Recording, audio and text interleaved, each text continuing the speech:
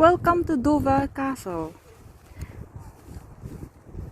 and its surrounding grounds. It's really on top of the hill and you can see everything. There you go. Up there, it's quite cloudy but still very amazing around. That's the chapel. This is really old, 1000 BC before.